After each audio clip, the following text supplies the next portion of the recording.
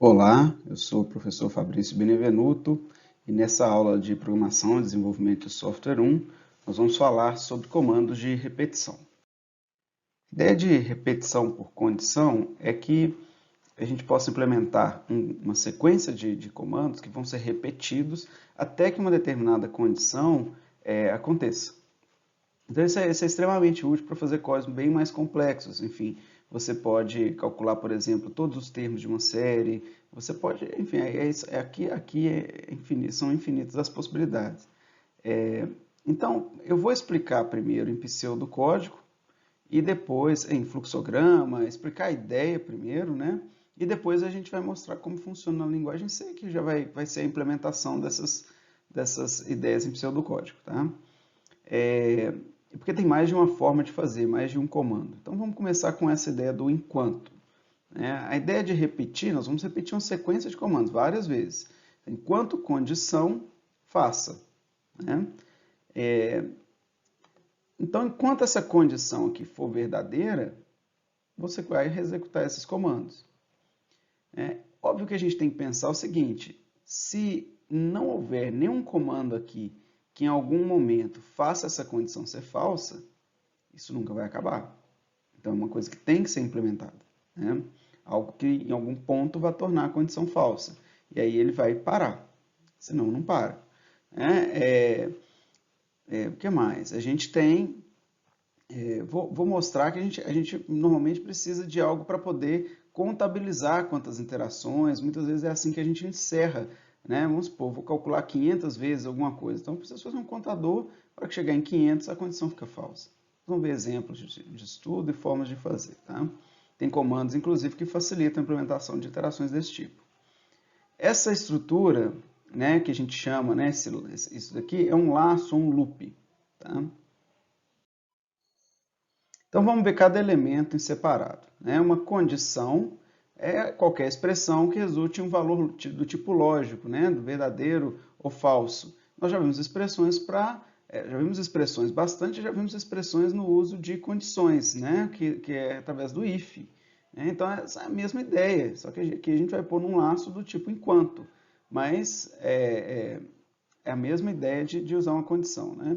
Então, uma condição possível, ó, x maior que 5, n menor que 60 e n maior que 35. Lembrando de usar o i comercial, que é o operador lógico aqui. Né?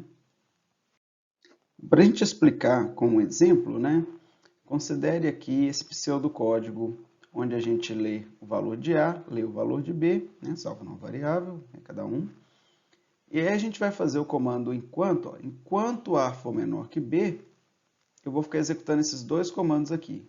A é incrementado, porque ele recebe ele mesmo mais um, e eu vou imprimir o A. O programa, ele volta aqui para esse fluxo de execução, né, ao invés de terminar. Na hora que ele chega aqui, ele volta e faz essa pergunta. A é menor que B? Né? Se A for menor que B, aí sim ele vai para o final. Aí ele encerra. Se não, né, ele vai incrementar o A de novo e vai imprimir o A. E aí ele volta para o ponto de novo aqui e pergunta: A é menor que B? Né? Essa condição continua verdadeira? Se essa condição for falsa, aí que ele sai. Então, repara que o fluxo mudou. Ao invés de simplesmente chegar e imprimir o A e aí sair do enquanto, não. Ele volta ao início e refaz a condição. Ele refaz a pergunta da condição. Né? E verifica se a condição é verdadeira ou é falsa. Só sai daqui, só pula para o final se ela for falsa.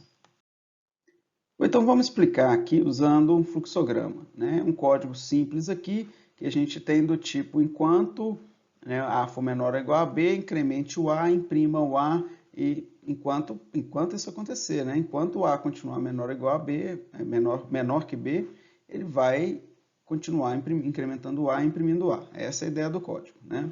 Então como que fica esse fluxograma? Aqui é o início do comando enquanto. Né? Então, A é menor que B, né? Se não for, ele já vai sair. Né? Mas se ele for menor que B, aí ele vai aumentar o valor de A, vai imprimir o A. E ele volta para esse ponto aqui do enquanto. Repara que quando a gente tinha o comando if, né, se eu estivesse apenas perguntando se A for menor que B, ele vai, e fosse menor que B, né, ele vai incrementar o A, ele vai imprimir o A, e aí ele sairia do programa. Agora não, como eu perguntei o enquanto, né, enquanto A for menor que B, né, ele volta para o início, né, ele volta para o início do comando enquanto. Então ele executa os comandos, volta ao início, executa os comandos, volta ao início, e ele vai ficar fazendo isso enquanto essa condição aqui for verdadeira, enquanto A for menor que B. Em algum momento, repara que essa aqui é a condição que está modificando o valor de A, né, para que uma hora o A possa ser igual a B e então o programa sair. Senão ele nunca sai daqui, fica só executando esse loop aqui e imprimindo o valor de A. Né? Então, basicamente é esse o fluxo. Né?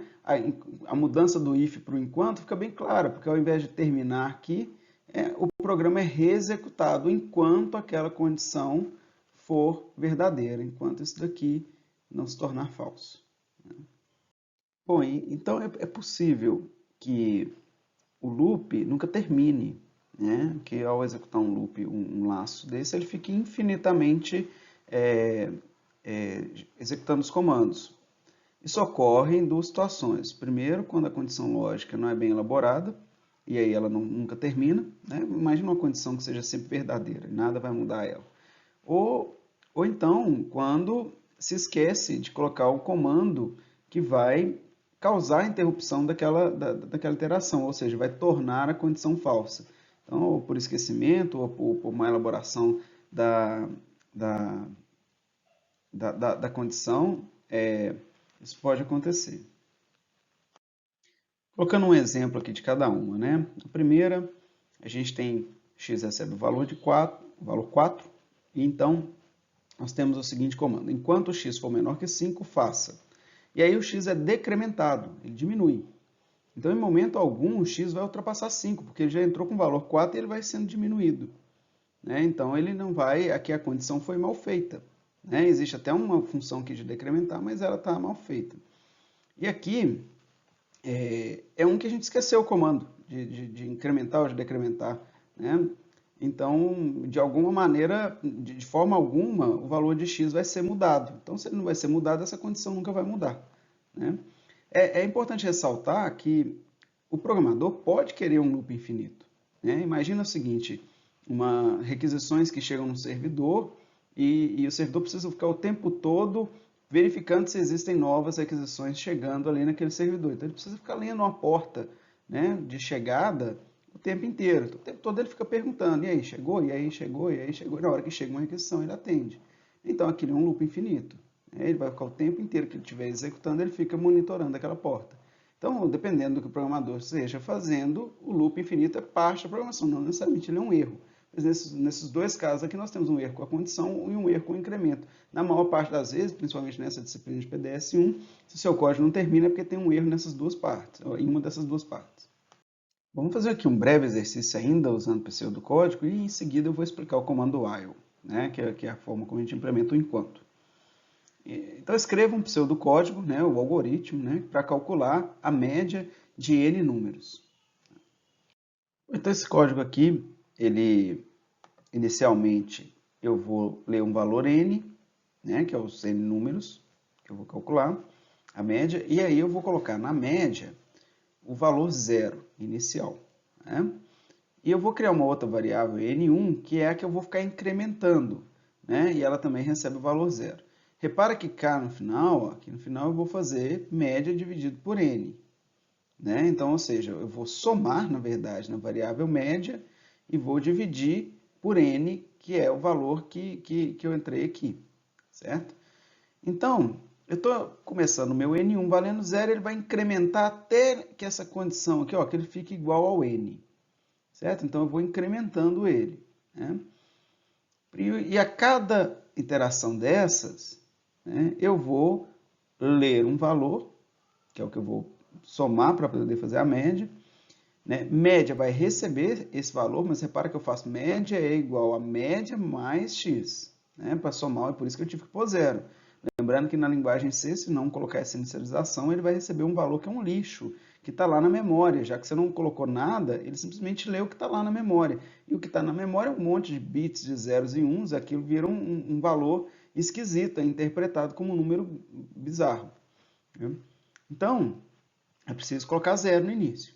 Então, N1 recebe, né, N1 mais 1, ou seja, N1 mais aqui que eu fiz. Né? Então, incrementei essa variável aqui. Então, uma hora ela vai chegar em N, né? Se a gente colocar um valor N positivo e tal.